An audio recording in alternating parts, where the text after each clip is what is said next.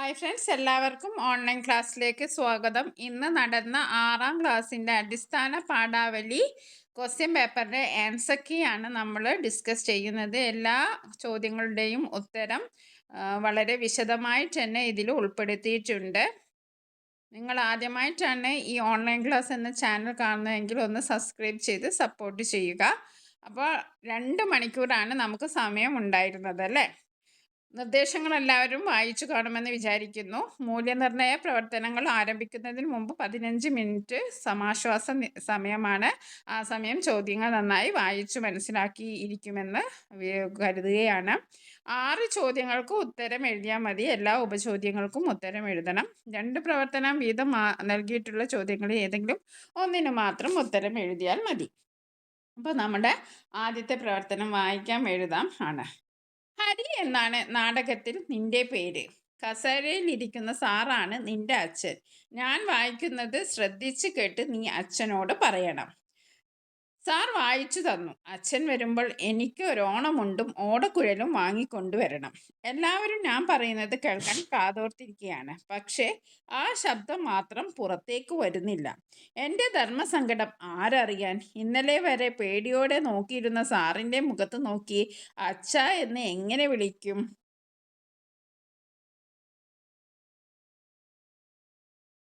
അച്ഛ എന്ന് എങ്ങനെ വിളിക്കും? അമ്പരപ്പ് കൊണ്ടും നാണം കൊണ്ടും കൈകൾ പിന്നിൽ കെട്ടി തറയിൽ നോക്കി നിൽക്കുകയാണ് ഞാൻ. എടാ പറയടാ. അധ്യാപകരുടെ ആക്രോശം. പല ഭാഗത്തു നിന്ന് അതെന്നെ പൊതിഞ്ഞു. ശരീരത്തിന് ചൂട് കൂടി വന്നു. ശ്രുതിയും താളവുമില്ലെന്ന് പറഞ്ഞ സാറിൻ്റെ മുഖം ഉള്ളിൽ മിന്നി മറഞ്ഞു. കസാരയിലിരിക്കുന്ന സാറിനെ നോക്കിയില്ല. കണ്ണുകൾ ഇറക്കിയടിച്ച് ഞാൻ ഒറ്റ ശ്വാസത്തിൽ പറഞ്ഞു, അച്ഛൻ വരുമ്പോൾ എനിക്കൊരോണമുണ്ടും ഓടക്കുഴലും കൊണ്ടുവരണം. ആരും ഒന്നും മിണ്ടിയില്ല. ഒരു നടൻ ജനിച്ച മുഹൂർത്തമായിരുന്നു അത്.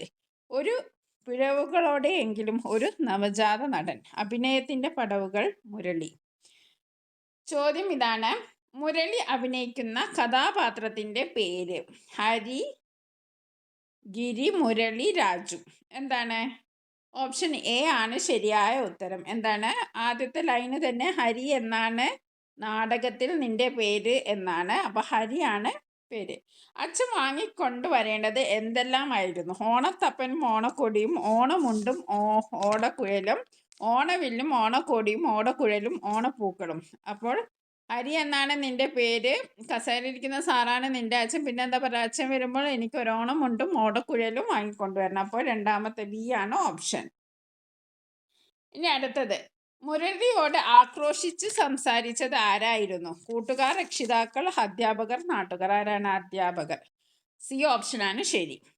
അമ്പരപ്പ് കൊണ്ടും നാണം കൊണ്ടും മുരളി എന്തു ചെയ്തു എന്നാണ് ഇവിടെ പറയുന്നത്? സാറിനെ നോക്കി നിന്നു, തറയിൽ നോക്കി നിന്നു, കണ്ണുകൾ ഇറക്കിയടിച്ചു, ശ്രദ്ധിച്ചു കേട്ട്.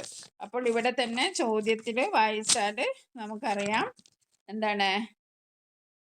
പുറത്തേക്ക് എൻ്റെ ധർമ്മസങ്കടം ആരറിയാൻ? ഇന്നലെ വരെ വളരെ പേടിയോടെ നോക്കിയിരുന്ന സാറിൻ്റെ മുഖത്ത് നോക്കി അച്ഛൻ എന്ന് എങ്ങനെ വിളിക്കും? അമ്പരപ്പ് കൊണ്ടും നാണം കൊണ്ടും കൈകൾ പിന്നിൽ കെട്ടി തറയിൽ നോക്കി നിൽക്കുകയാണ് ഞാൻ. അപ്പോൾ ഏതാണ് ശരി ഉത്തരം? ബി ഓപ്ഷനാണ് ശരി ഉത്തരം. തറയിൽ നോക്കി നിന്നു. ഇനി അടുത്തത്, സാർ വായിച്ചു തന്ന ഡയലോഗ് പറയാൻ മുരളിക്ക് കഴിയാത്തതിൻ്റെ കാരണം എന്തായിരുന്നു? കസേരയിലിരിക്കുന്നത് സ്വന്തം അച്ഛനാണ്. കസേരയിലിരിക്കുന്നത് സ്വന്തം സാറാണ്. ഇന്നലെ വരെ പേടിയോടെ നോക്കിയിരുന്ന സാറിനെ അച്ഛനെന്ന് വിളിക്കാനുള്ള മടി പ്രശസ്തനായ ഒരു നടനാണ്. അപ്പോൾ ഇതിൻ്റെ ശരിയുള്ള ഉത്തരം ഏതാണ്?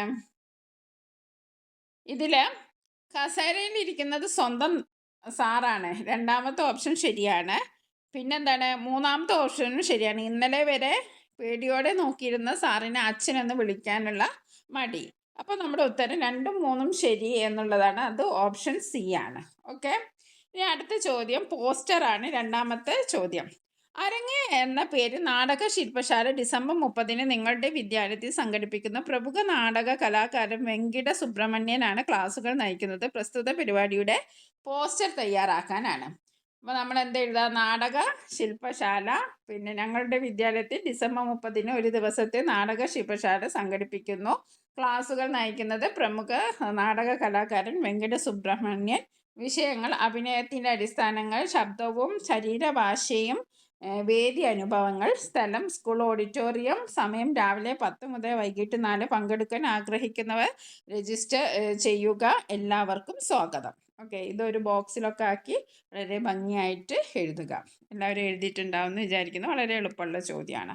ഇനി അടുത്തത് ദ ഫിഷ് ആൻഡ് ഐ എന്ന സിനിമയുടെ ആശയവുമായി ബന്ധപ്പെട്ട പ്രസ്താവന ഏത്?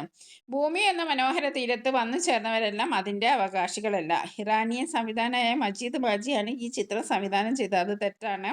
പ്രകൃതിയെ സ്നേഹിച്ച തൻ്റെ ജീവസമ്പത്തിനെ അവ നമ്മെ അനുഗ്രഹിക്കും. കാഴ്ച പരിമിതിയുള്ള ഒരാൾ തൻ്റെ ഹൃദയം കൊണ്ട് മീൻ കുഞ്ഞിനെ സംരക്ഷിക്കുന്നു. ഓക്കെ, അപ്പോൾ ഇതിൽ എന്താണ് ശരിയായ ഉത്തരം? കാഴ്ച പരിമിതിയുള്ള ഒരാൾ തൻ്റെ ഹൃദയം കൊണ്ട് മീൻ കുഞ്ഞിനെ സംരക്ഷിക്കുന്നു. ഇനി അടുത്ത ചോദ്യം നോക്കാം. രേഖാചിത്രങ്ങളെക്കുറിച്ച് എന്തൊക്കെ പ്രസ്താവനകളാണ് ശരിയായി വരുന്നത്? ഒരു കാഴ്ചയെ ആവിഷ്കരിക്കുന്ന രീതിയാണ് രേഖാചിത്രങ്ങളുടേത്. അത് ശരിയാണ്. പ്രകാശം കൊണ്ടുള്ള വരയാണ് രേഖാചിത്രം. തെറ്റാണ്. പറഞ്ഞോ എഴുതിയോ വിശദീകരിക്കാൻ കഴിയാത്ത പല ആശയങ്ങളും പകർന്നു തരുന്നു. പ്രകൃതിയിലെ വികാരങ്ങളെയും ഭാവങ്ങളെയും അപ്പോൾ ഒപ്പിയെടുക്കാൻ കഴിയുന്നു. ഇതിൽ ശരിയായ ഉത്തരം ഏതാണ്? രേഖാചിത്രങ്ങൾ ഒരു കാഴ്ചയെ ആവിഷ്കരിക്കുന്ന രീതിയാണ് രേഖാചിത്രം. അത് ശരിയാണ്. ഒന്നാമത്തെ ഓപ്ഷൻ ശരിയാണ്. അതേപോലെ തന്നെ മൂന്നാമത്തെ ഓപ്ഷനും ശരിയാണ്. പറഞ്ഞോ എഴുതിയോ വിശദീകരിക്കാൻ കഴിയാത്ത പല ആശയങ്ങളും പകർന്നു തരുന്നു. അപ്പോൾ 1ഉം 3ഉം ശരിയാണ്. ആ ഓപ്ഷനുള്ളത് ഏതാണ്? 1ഉം 3ഉം ശരി ഏതാണ്? രണ്ടാമത്തെ ഓപ്ഷനാണ് ശരിയായ ഉത്തരം. ഓപ്ഷൻ ബി ആണ്. ഇനി അടുത്തത് താരതമ്യക്കുറിപ്പാണ്. ഉരുളികൾ കിണ്ടികളൊക്കെ ഉടച്ചു, ഉരല് വലിച്ചു, കിണറ്റിൽ മറിച്ചു, ചിരവയെടുത്തത് തീയിലിരിച്ചു. കുഞ്ചൻ നമ്പ്യാർ. കുണ്ടിടിഞ്ഞ ആളപായം വന്ന അട്ടപ്പാടി, കൂറുവാൻ കുറ്റാടിയും ജബൽ ഉതിർന്ന് ചാടി, അണ്ട പോലെ നാടുകാണി വീടിനുകൊണ്ട് അങ്ങും ഇങ്ങും പോക്കും വരവും ഒടുങ്ങിയിട്ടുണ്ട്. അക്ഷരങ്ങളുടെ ആവർത്തനം, ആശയം എന്നിവ താരതമ്യം ചെയ്ത് കുറിപ്പ് തയ്യാറാക്കാനാണ്. കുഞ്ചൻ നമ്പ്യാരുടെ വരികളിലും വെള്ളം പൊങ്ങുമ്പോൾ എന്ന മാപ്പിളപ്പാട്ടിലുമുള്ള ദൃശ്യങ്ങൾ ദുരന്തത്തിന് ഭീകരത ശക്തമായി ആവിഷ്കരിക്കുന്നതാണ്. കുഞ്ചൻ നമ്പ്യാർ ഉരുളികളും കിണ്ടികളും തകർക്കുന്നതും വീടുകളിലെ ഉപകരണങ്ങൾ നശിച്ചതും ഒക്കെ ചുരുങ്ങിയ വാക്കുകളിൽ ആവർത്തനങ്ങളിലൂടെ അവതരിപ്പിക്കുന്നു. ഉരുളി, കിണ്ടി, ഉരൽ തുടങ്ങിയ വാക്കുകളുടെ ആവർത്തനം നാശത്തിൻ്റെ വ്യാപ്തി ഊന്നിപ്പറയുന്നു. മാപ്പിളപ്പാട്ട് കുണ്ടിടിഞ്ഞ് വീണിടിഞ്ഞു, പോക്കും വരവും മുടങ്ങിയിട്ടുണ്ട് എന്നീ ആവർത്തനങ്ങൾ പ്രകൃതിക്ഷോഭത്തിൻ്റെ ഭീകരതയും മനുഷ്യജീവിതത്തിൻ്റെ അശക്തിയും വ്യക്തമാക്കുന്നു. ഇവിടെ അക്ഷരങ്ങളുടെ ആവർത്തനം ശബ്ദാത്മകത സൃഷ്ടിക്കുകയും ദുരന്തത്തിൻ്റെ തീവ്രത മനസ്സിൽ പതിപ്പിക്കുകയും ചെയ്യുന്നു. ഇരുവരിലും ആശയം ഒന്നു തന്നെയാണ്.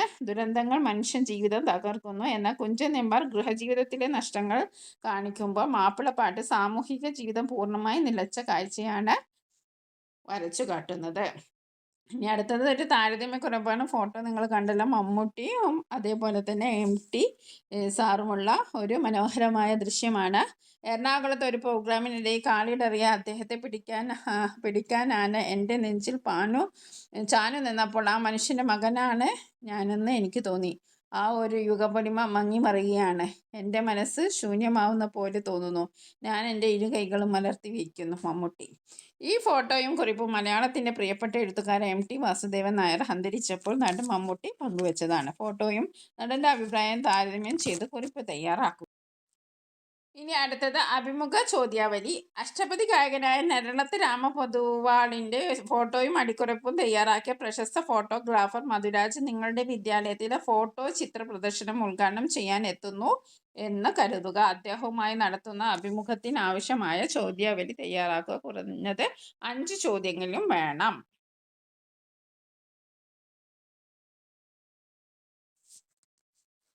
അഷ്ടപതി ഗായകനായ നരളത്ത് രാമപൊതുവാളിൻ്റെ ഫോട്ടോ പകർത്തുമ്പോൾ ആ നിമിഷത്തിലെ വികാരങ്ങൾ ക്യാമറയിൽ പകർത്താൻ നിങ്ങളെ പ്രേരിപ്പിച്ചതെന്താണ്?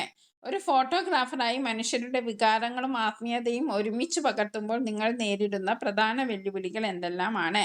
നരളത്ത് രാമപൊതുവാളിൻ്റെ സംഗീത സാധനയും ആ മുഖത്തിലെ തിളക്കവും ഈ ഫോട്ടോയിൽ അതിശക്തമായി പ്രതിഫലിക്കാൻ നിങ്ങൾ ഉപയോഗിച്ച പ്രത്യേക സാങ്കേതികതകൾ എന്തൊക്കെയാണ്?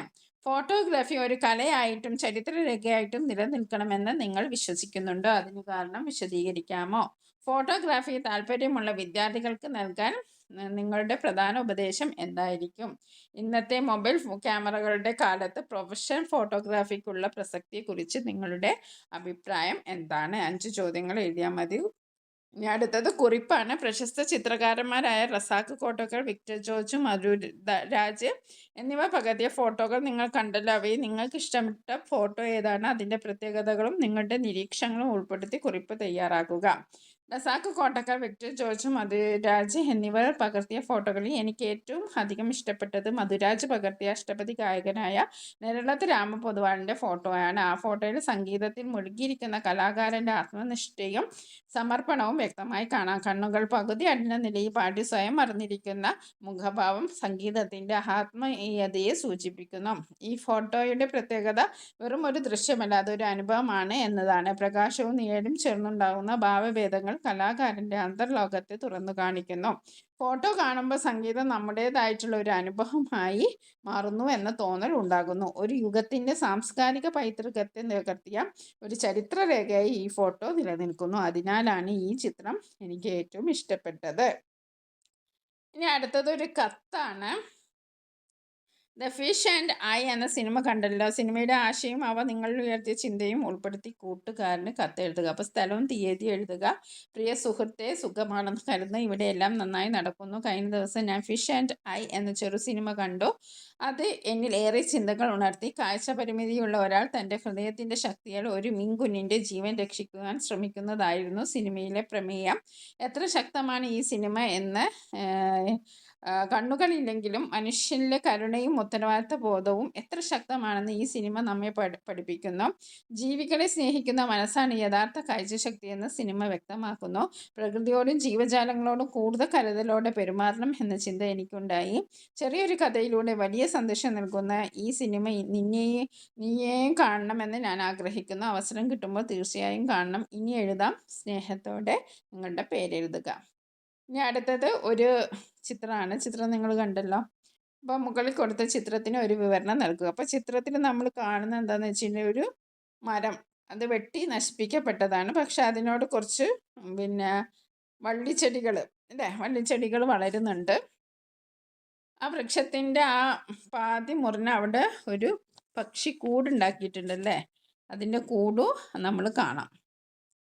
ജീർണതയിൽ നിന്ന് ഉയർക്കൊള്ളുന്ന പുതിയ ജീവന്റെ മനോഹരമായ കാഴ്ചയാണ് ചിത്രത്തിന്റെ കേന്ദ്രത്തിൽ. മുറിച്ചു മാറ്റപ്പെട്ട ഒരു മരക്കുറ്റി കാണാം. കാലപ്പഴം കാണിക്കുന്ന ഈ തടി പ്രകൃതിയിലെ നാശത്തെയും വിരാമത്തെയും സൂചിപ്പിക്കുന്നു. എങ്കിലും ഈ കുറ്റിയുടെ ചുറ്റും വള്ളിച്ചെടികൾ പടർന്നു കയറുകയും പുതിയ ഇലകൾ വിടർത്തുകയും ചെയ്തിരിക്കുന്നു. ഇത് പ്രകൃതിയുടെ അനന്തമായ പുനർജീവന ശേഷി വിളിച്ചോതുന്നു. മരക്കുറ്റിയുടെ മുകൾ ഭാഗം ഇപ്പോൾ മറ്റൊരു ജീവന്റെ ആശയ കേന്ദ്രമാണ്. ഇവിടെ ഉണങ്ങിയ ചിലകൾ കൊണ്ട് മെനഞ്ഞ ഒരു കിളിക്കൂട് സുരക്ഷിതമായി നിലനിൽക്കുന്നു. കിളിക്കൂട്ടിന് മുകളിലായി ഒരു പക്ഷി പറന്നു നിൽക്കുന്നു. കൂടണയാനുള്ള ഒരുക്കത്തിലാണ്. ഈ ചിത്രം നൽകുന്ന സന്ദേശം വളരെ വ്യക്തമാണ്. നശിച്ചുപോയ ഒന്നിൽ നിന്ന് പോലും പുതിയ ജീവിതം ഉണ്ടാകുന്നു. പ്രകൃതിയിൽ ഒന്നും പാഴാകുന്നില്ല. ഒരു ജീവന്റെ ഒടുക്കം മറ്റൊന്നിന്റെ തുടക്കമായി മാറുന്നു. മലയാളത്തിൻ്റെ പ്രിയ നടൻ പ്രിയപ്പെട്ട MT വാസുദേവൻ നായർ വിടവാങ്ങിയപ്പോൾ അദ്ദേഹവുമായി ദീർഘകാല ബന്ധം ഓർത്തെടുത്ത മമ്മൂട്ടി പങ്കുവച്ച കുറിപ്പ് അഗാധമായ ദുഃഖം നിറഞ്ഞതായിരുന്നു. മലയാള സാഹിത്യത്തിനും സിനിമയ്ക്കും പകരം വെക്കാനില്ലാത്ത നഷ്ടമാണ് ഈ വേർപാട്. ഒരു എഴുത്തുകാരൻ എന്നതിലും MT തനിക്കൊരു വഴികാട്ടിയും ഉപദേശകരും രക്ഷാകർത്താവും പോലെയായിരുന്നു എന്ന് അദ്ദേഹം ഓർത്തെടുത്തു. തൻ്റെ അഭിനയ ജീവിതത്തിലെ ഏറ്റവും മികച്ച കഥാപാത്രങ്ങളായ ചന്തുവിനെയും മാധവൻകുട്ടിയെയും സമ്മാനിച്ചത് MT ആണെന്ന് മമ്മൂട്ടി നന്ദിയോടെ സ്മരിച്ചു. MTയുടെ കഥാപാത്രങ്ങൾ എന്നും തന്നിൽ അഭിനയത്തിൻ്റെ പുതിയ സാധ്യതകൾ തുറന്നു തന്നു. തൻ്റെ അഭിനയ ജീവിതത്തെ രൂപപ്പെടുത്തുന്നതിൽ MT വഹിച്ച പങ്ക് വളരെ വലുതാണെന്നും ആ തൂലിക ഇനിയും എഴുതാതെ ഒഴിഞ്ഞിരിക്കുന്നത് വലിയ വേദന നൽകുന്നു എന്നും മമ്മൂട്ടി പ്രസ്താവിച്ചു. ആ വിയോഗം മലയാള സിനിമയ്ക്കും തനിക്കും സ്വകാര്യമായ നഷ്ടമാണ് എന്നാണ് അദ്ദേഹം കൂട്ടിച്ചേർത്തത്.